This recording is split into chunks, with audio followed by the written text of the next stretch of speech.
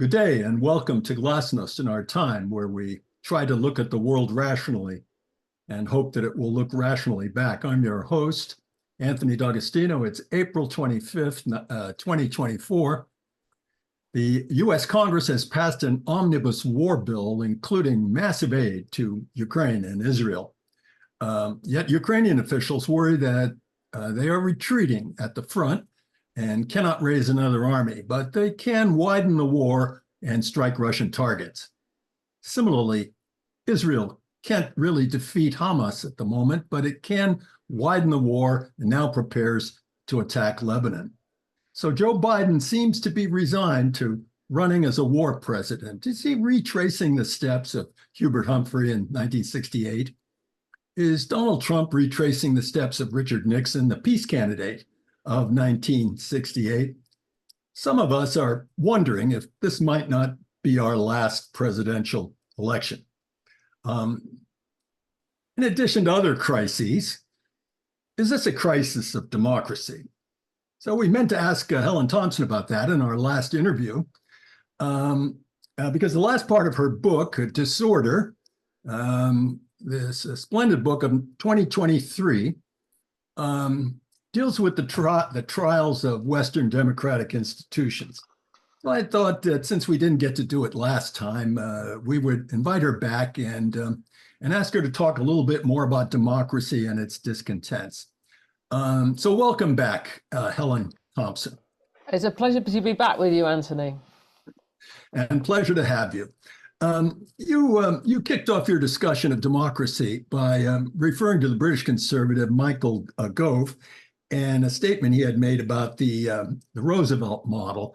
I think you said something to the effect that the leveling up agenda of the conservatives was invoking the spirit of the New Deal, but that was too simple. I think that's what you said. It was too simple. What did you mean by that? Well, I was very struck by the speech that Michael Gove made when he invoked the New Deal in the context of Brexit.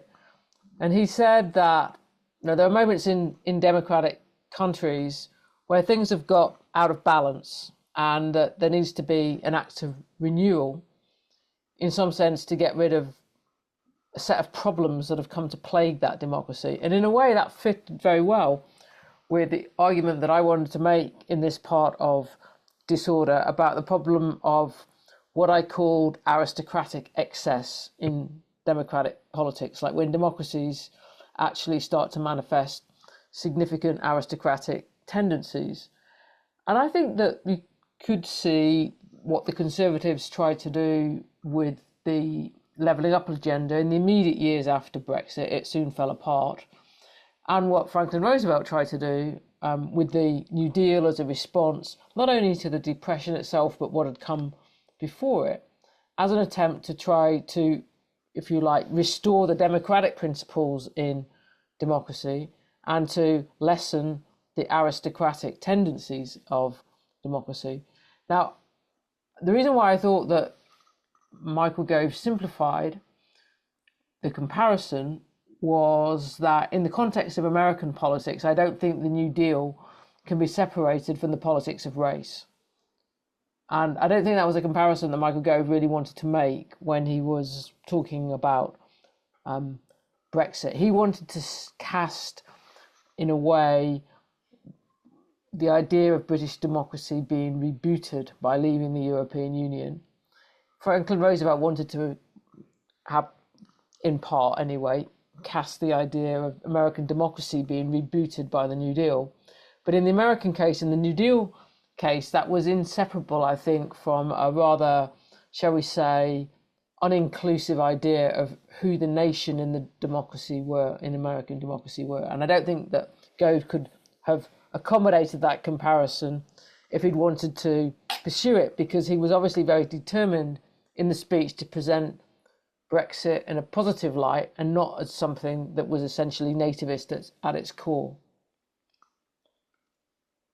Well, you invoke race then. So this obviously has something to do with Ira Katznelson's book, I suppose, where he talks about the essential compromise at the heart of the of the New Deal, the compromise with the South. But you tie it in with oil as well. You say something, as I recall, I haven't got the citation in front of me at the moment, but as I recall, you say something about the Texas oil men and they're wanting to set oil prices and how they were afraid that FDR was going to impose a system of national regulation on that, and that they wanted to retain that prerogative. And so that was a real counterpoint to that struck me because I'm very much interested in Jesse Jones and the Reconstruction Finance Corporation as a big mover behind the New Deal.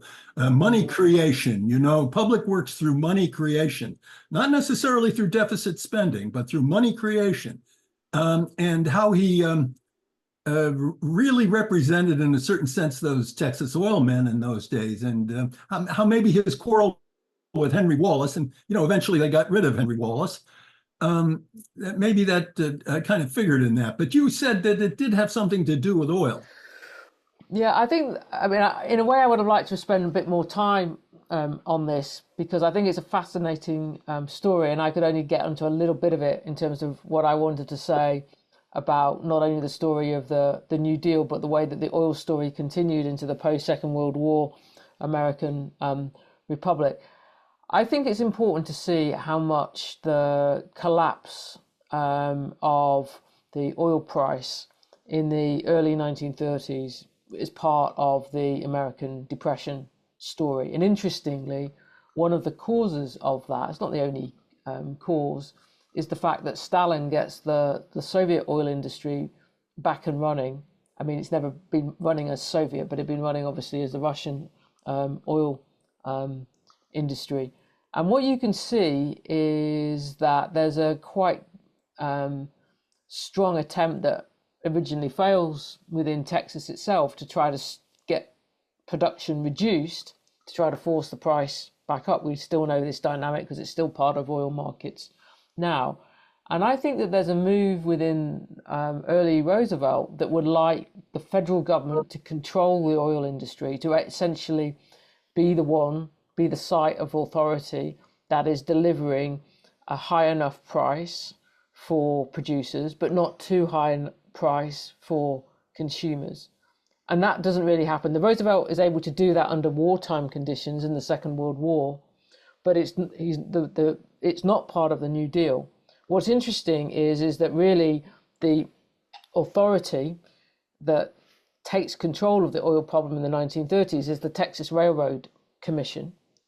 And in a way, the war accepted the Texas Railroad Commission then acts as that stabilizing force between the interests of producers and the interests of consumers all the way through to the early 1970s when it loses control because American domestic oil production peaks. The United States becomes significantly more dependent, much more dependent quite rapidly on oil imports.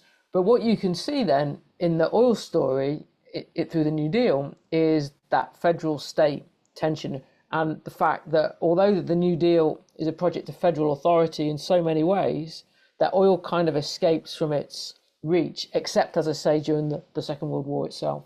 And invokes states' rights to defend itself. Oh, absolutely. And aping the language of the Southern conservatives. Absolutely. And I think if you go on actually into the 50s, again, I would have liked to spend a lot more time on this, is that you can see that the state rights arguments are really pushed by the oil industry in relation to offshore exploration.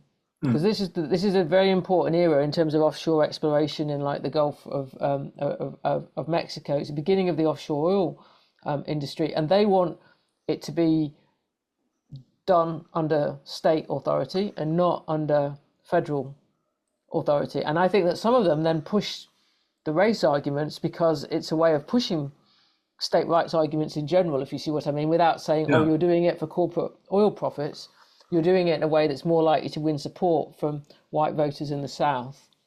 So this is a creation, in effect, of a political force on the right in American politics that represents the southern rim of the country, the defense industries in Southern California, the oil industries and oil men in Texas, and then the southern interest, kind of fearful about the rise of the civil rights movement at the end of the '50s, or beginning of the '60s, and all of this appears with the Goldwater candidacy, which is very shocking to mainstream Republicans. And so, is that the way you see it?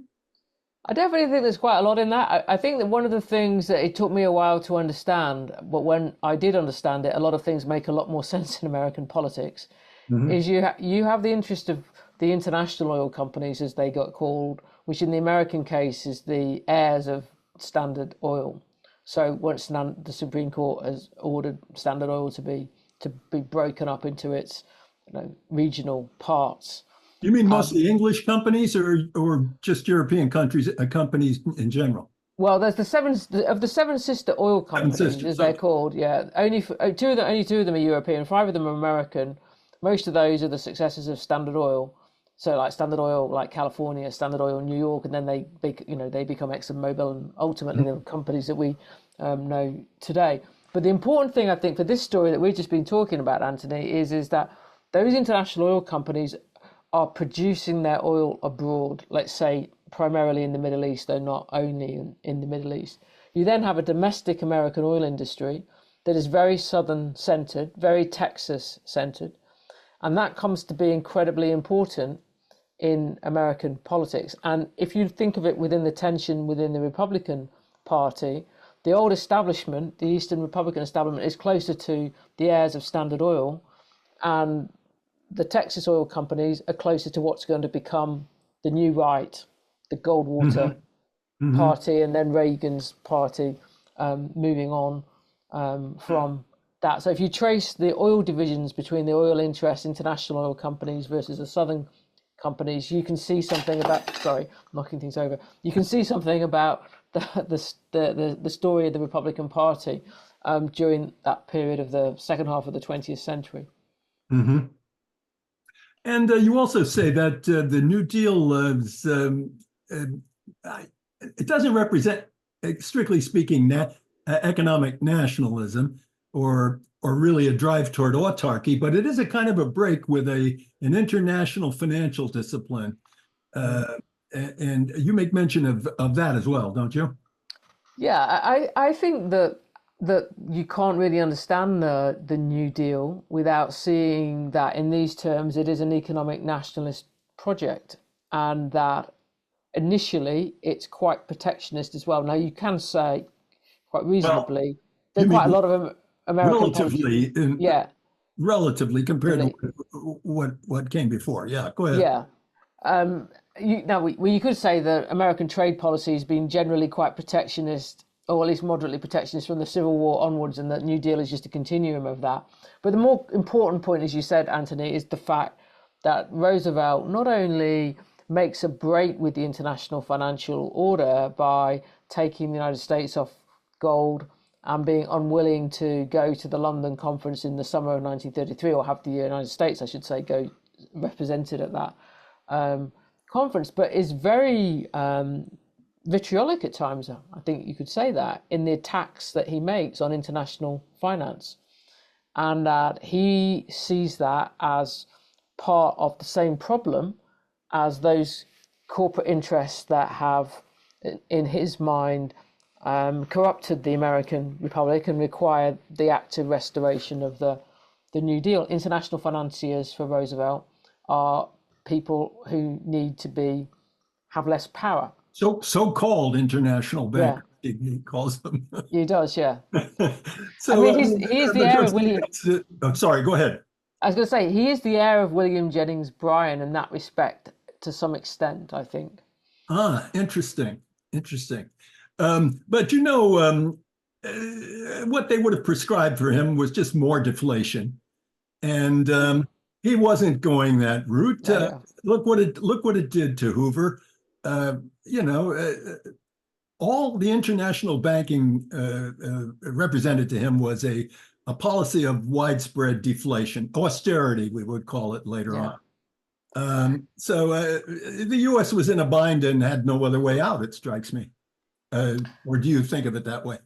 I do, but I think that you can say the same thing about the British government in 1931 when Ramsay MacDonald took Britain off the gold Well, standard. well, one But would, yeah. yeah, and did it because although he'd first of all been willing to do deflationary things when he was head of a Labour government, when he was head of the national government, 6 weeks later he wasn't willing to do that. Having said that, you won't find a speech, I think, that Ramsay MacDonald gave that sounds like the speech that Roosevelt Yeah, gave on international finance. yeah, yeah.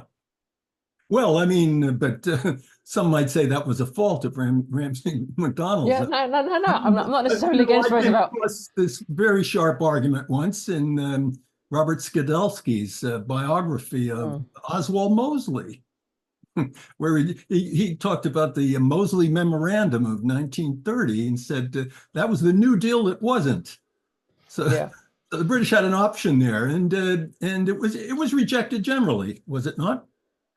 The British, I think, after 1931 and going off gold, really responded to the crisis by organising their empire into Yeah. an economic bloc in a way which it had never really So systematically the done British were the before. real protectionists. Yeah, the British. Well, I think you could actually read Roosevelt in this respect as responding to Britain's construction of the imperial economic bloc, and then that ran all the way through to the point when he was, as a condition of Lend-Lease, demanding that the imperial trade bloc and the imperial currency area would have to be demolished as soon as the war was over. So these are not things that Michael Gove should have to worry about, I suppose. No, I mean, he was just trying to make the point, which I thought was interesting, of trying to cast Brexit as a moment of democratic renewal and using the New Deal as the template of democratic renewal. And I think that that is actually right, that the New Deal did provide the template that has carried on haunting in a way people's political imaginations, particularly on the left, of what you do in a democracy that, for terms of the concentration of wealth and power at the top, has lost its way. And it's no coincidence, I think, that Biden, in the initial months of his presidency anyway, was very keen on the Green New Deal Mhm. language for This the is same reason. this is interesting for me that as I thought at the time that it's amazing that the conservatives are thinking this way in Britain. I mean, you expect this stuff from the Labour Party. Well, maybe not nowadays, but Yeah. you don't know what to expect from the Labour Party. But it's very interesting for the conservatives to be so imaginative. I mean, Yeah, but they didn't know they didn't know what to do with it though, and it didn't no, last it no. didn't last very long because there was And it's clearly, past tense now, I suppose. yeah, it's past tense now. That is that having won their victory in the 2019 general election around this new electoral coalition that they'd put together through Brexit, understanding that it could be held together in time through levelling up, that could bring about a permanent realignment. The combination of the fact that Boris Johnson was such a chaotic leader and the fact that I don't think that many people in the Parliamentary Conservative Party liked the idea of having these new voters who they needed to accommodate with this kind of politics. It fell apart pretty quickly. Well, I thought I would ask you something about democracy in general. Well, the democratic tradition, the democracy and populism, putting these two words together. And I always associate populism with fairly straightforward notions of cheap money and sort of anti-railroad sentiment and all of the rest of that, and that it had a kind of a natural linkage to nascent trade unionism in the United States and their economic demands, for strictly political purposes. If populism as an agrarian party, a peasant party in the Yeah. United States, if that was going to be a real phenomenon, it had to have a working class alliance to win elections. So a practical matter. there's an analogy, at this very time, as the Marxist parties are starting to emerge, which, by the way, I didn't see any trace of this in your book, and wondered where the rise of social democracy in the 19th century would have fit in your analysis of what democracy was generally, because it seems to have a very American coloring, the way you describe it. It's cheap money, and it's set against aristocracy, and it's set against Hamilton, and it's an agrarian interest, and all the rest of that. So how do you sort all that out? Yeah, I did decide to tell the historical story in the period that I ran from, well, the origins of representative democracy really through to the New Deal, to spend more time of it on the United States than on any other country. I think there were two reasons for that. Firstly, it's actually quite easy to tell that story relatively simply in a chronological sense.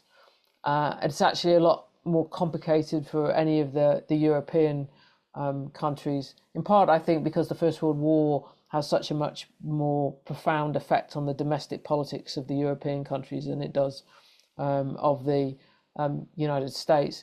But Oh, it's also, I don't know. maybe, Go okay, ahead. that's open to question. But the main thing is that I was telling that story about the 19th century and the early 20th century because I wanted to use it to understand the present and the democratic disruptions of the 2010s. And I think that the American populist story is actually the one that's more revealing about those democratic disruptions in 2010s than the European social democracy story. And that is, as you said, Anthony, because it actually does have a populist party, a self-named populist party, not a party which other people are sticking the label of populists on, but it is. And that some of the things that they're talking about, that those populists were talking about, particularly in the middle of the 1890s, William Jennings Bryan's run in 1896, get to the core of some of the issues that were at stake in the 2010s. The relationship between democratic politics and the international monetary system, in that case, the gold standard, and The the gold call, standard. yeah, the call to go back to a bimetallic standard and have silver, free silver back again. But also, I think, because you can see really clearly in the case of the historical American populists, the way in which they combined class appeals and nativism, and that both of them they're really just clearly both parts of the same story. And you can see the same thing, I think, if you go back to Trump in 2016. Now, I made the point, and I very much wanted to stress this point, that Trump isn't like the populists in the sense that he's a member of, let's call it, for the sake of argument, the oligarchic class, and he's mobilizing or trying to mobilize the discontent. He's not come from within those classes himself, like the American populists were, but he was, I think, doing the same rhetorical thing that they were, which was combining class appeal and a nativist appeal. And he's not a disciple of cheap money. No, but he was interested in, when he was running for office, as opposed to what happened when he was in office. He was actually quite critical about the Federal Reserve. He was quite critical about quantitative easing. He was quite critical about the way in which that the financial markets' interests were being privileged over other, as he might put it, ordinary Americans. So it was never very systematic what he had to say about the Fed and the international monetary system, but there were flashes of it, I think. Mm-hmm. Mm-hmm. Well, interesting stuff. The question of money, though, isn't there kind of as globalization develops, and it seems like a natural tendency, and for finance to dictate its rules and want a legal system that fits its requirements for the entire world, that any kind of quarrel with the scheme, the order, the way it shapes up locally, has to take the form of a kind of an economic nationalist, Pat Buchanan, Mm. kind of argument, and this is where Trump's arguments come from. And maybe it shouldn't be a surprise to see economic nationalism pop up like that. It seems like it's a natural response to this increasing. I'm not just talking about the aristocratic tendencies in the populace. I'm not talking about that, but this increasing hold over the entire globe that intellectuals who think in, how to put it, other terms, you might say the intelligentsia, as well as the small proprietors, they tend to revolt, I think, against this order.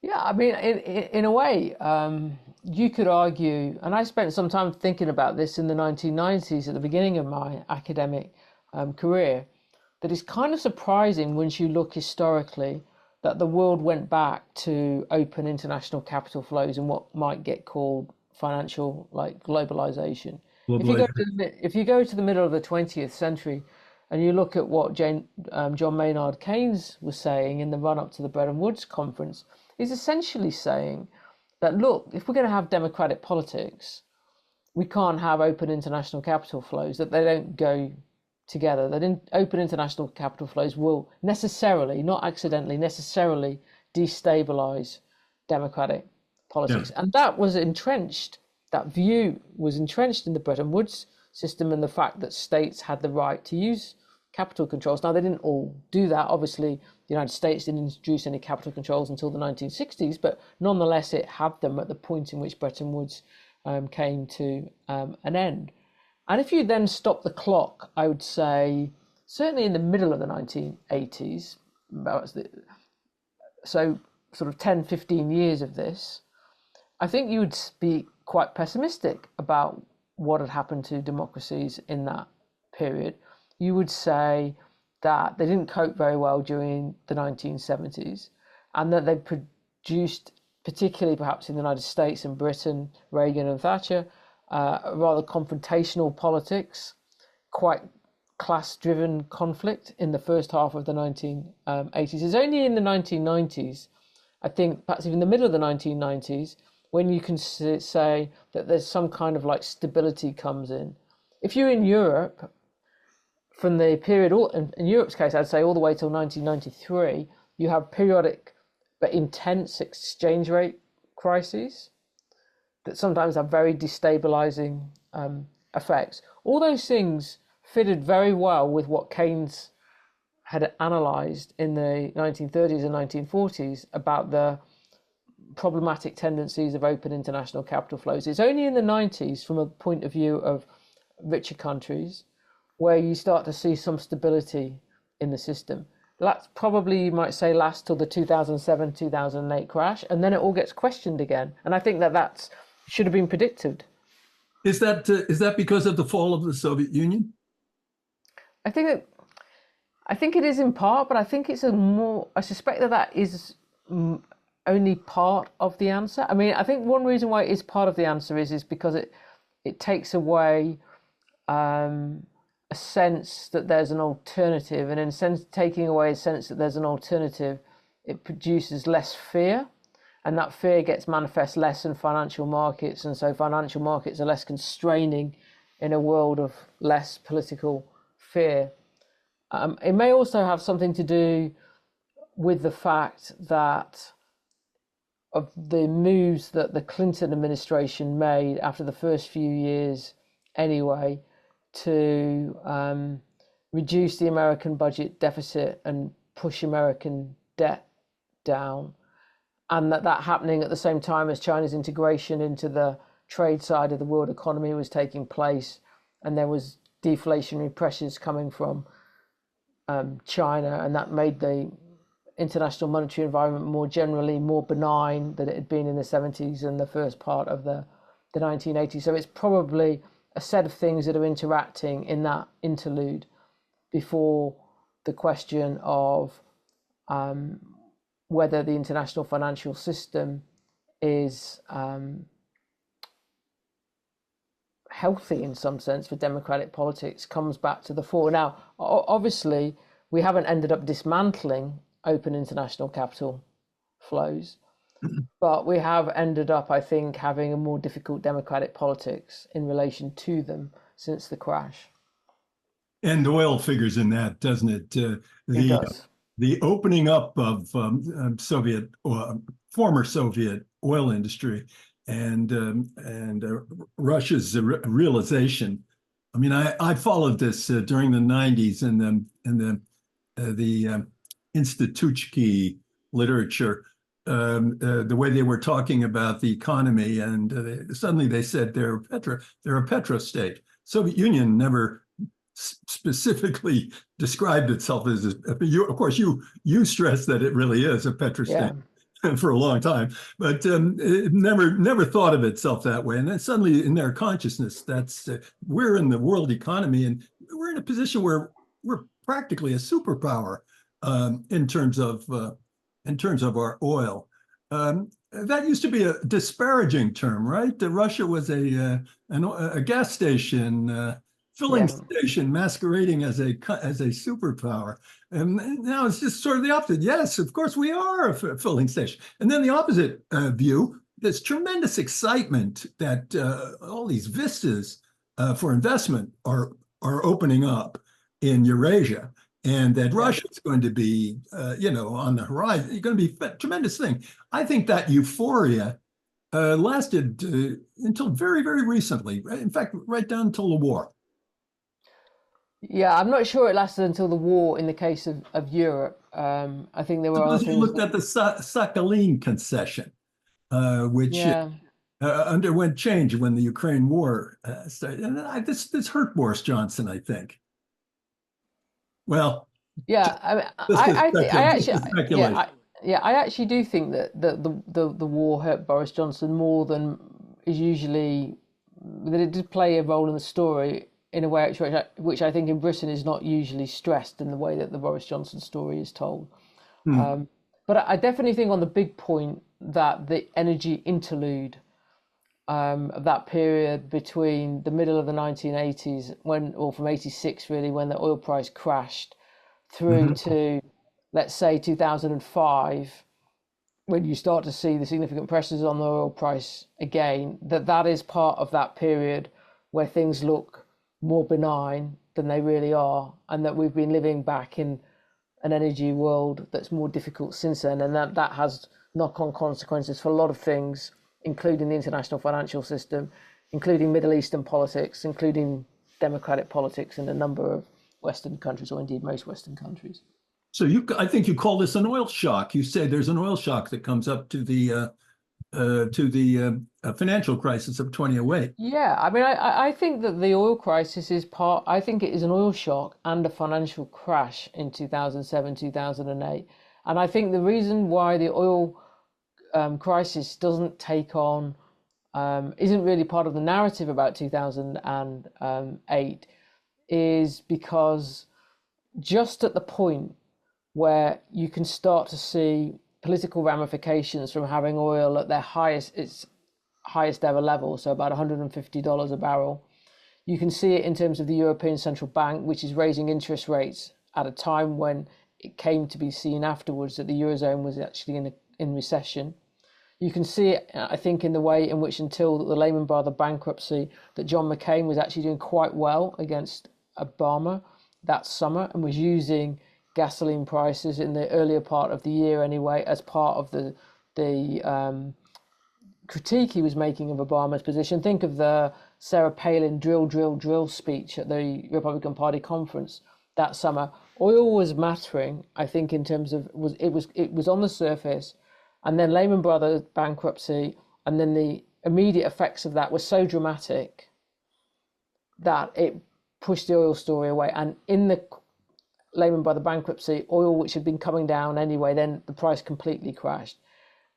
I think then people didn't really notice that actually it didn't take very long after the crash for oil prices to be back at $100 a barrel again. And this time they stayed there for about they stayed there for about 3 years. And it's only shale, when shale really takes off, that gets the world economy out of that position. But I think there's a lot of different things going on in the 2007-8 crash, including in the United States, I think, which is certainly in Europe, when people talk about it, underestimated, is the mortgage crisis, the numbers of people who have lose their homes, not just in the immediate few years after 2008, but going on all the way into the next decade. Fascinating stuff. I've never heard anybody put it together exactly the way you do. It's very interesting stuff. Um, you also talk about another thing that really piqued my curiosity. You talk about losers. What's your phrase there? Losers consent. Losers consent, yeah. Losers consent. What a great phrase. Interesting phrase. And now, if I had to describe that, although I'm not thinking of it the way you are, but the way I perceived it when I first saw that phrase, I started immediately to think that, democracies depend on opposition. The opposition has to be loyal. That's demonstrated when elections drive a party out and bring a new party in. There's a certain consent and a passage. Alternates, I always called it. And the French call it the Anglo-Saxon alternates, thinking specifically of systems that are basically two parties. And they have a kind of a loser consent. But you mean it kind of more broadly, don't you? Yeah, I mean, I mean that when elections happen, the side that, or the voters that end up voting for the party or presidential candidates who end up on the losing side have peacefully to accept the election result. Right. And that means that they don't do anything that in any way threatens the peaceful transfer of power. And obviously the dissent, the absence of losers' consent can manifest from a presidential candidate, let's say, who doesn't want to accept the election result, or it can manifest from supporters of who get onto the streets and don't want to accept the. I've been actually thinking, because of a context, I was speaking at something in the Cambridge yesterday evening, and I started to think, actually, in a way you might say that the French case of the Gilets jaunes after Macron's election was, in a way, I think, a more complicated version of the absence of losers' consent. Absence of losers' consent? Yeah, in the sense that the people who revolutionary situation. That's another. Yeah, and I think that the place where I first ever thought about it in these terms, I suppose, conditioned the way I thought about this idea, was what happened in the US in 1860, because I think it's the one clear example where you have a presidential election, or you have an election, and the losers don't accept the result, and the result is civil war. And that's obviously the catastrophic case of what happens when there's no losers' consent, that you descend into civil war over an election result.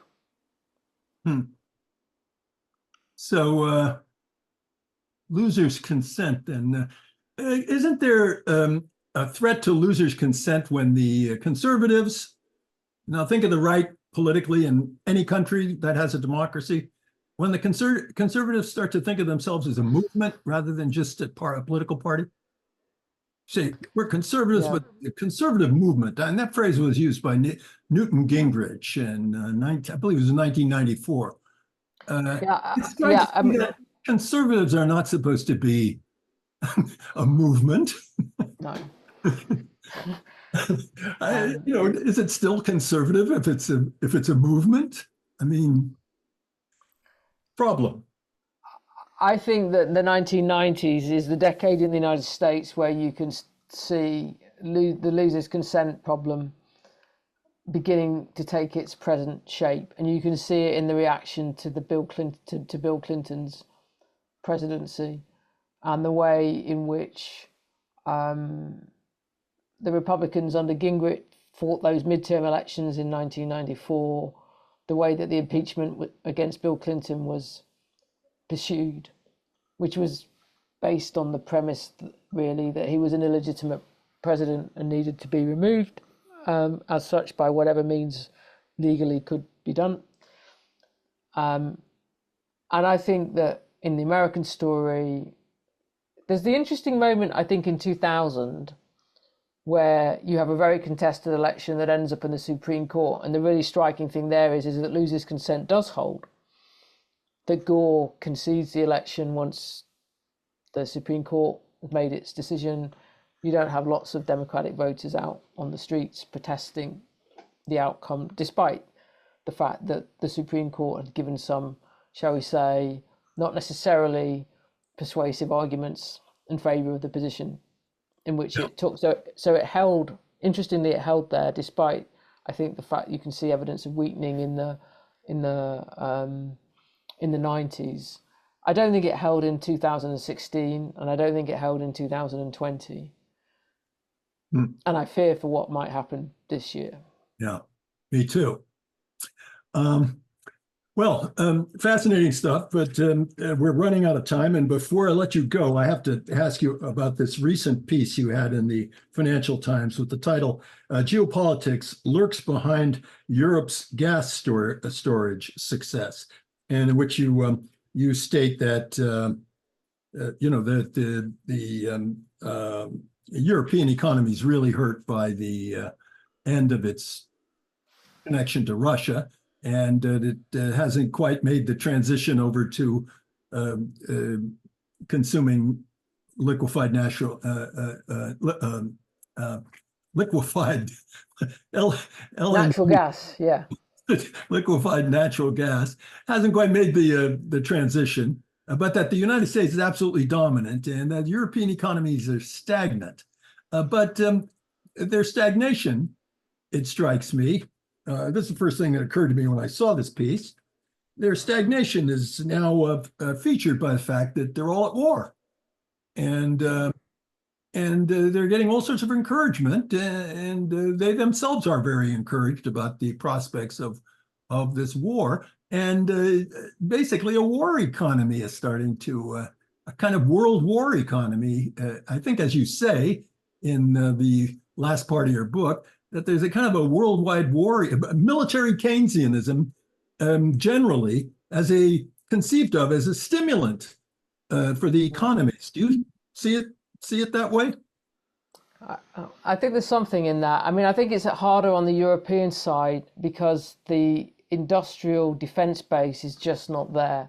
If you look at what Macron was saying, who's the European politician, I'd say, who's keenest really on military Keynesianism, if we're going to call it that, he was pushing very hard for Europe to be able to produce the weapons itself that it would then send to Ukraine. And the target for shells was set, and the European Union was nowhere near being able to meet it because the European economy is not set up to be a war economy.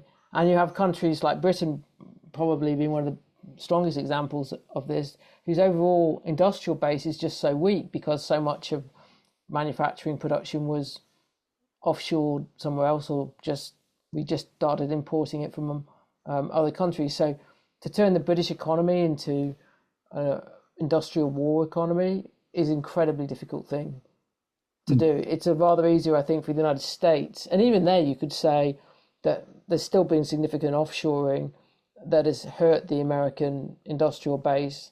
In a way, the Biden project, certainly in relation to the energy transition, is being about trying to reshore that industrial manufacturing. So even though you might say there's a certain attraction of using defense spending as a stimulant for stagnant economies, the actual execution of that strategy, I think, is much more difficult, particularly in Europe.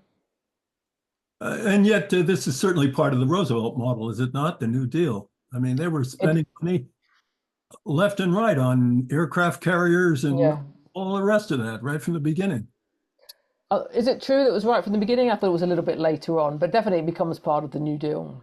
They concealed it under other projects. It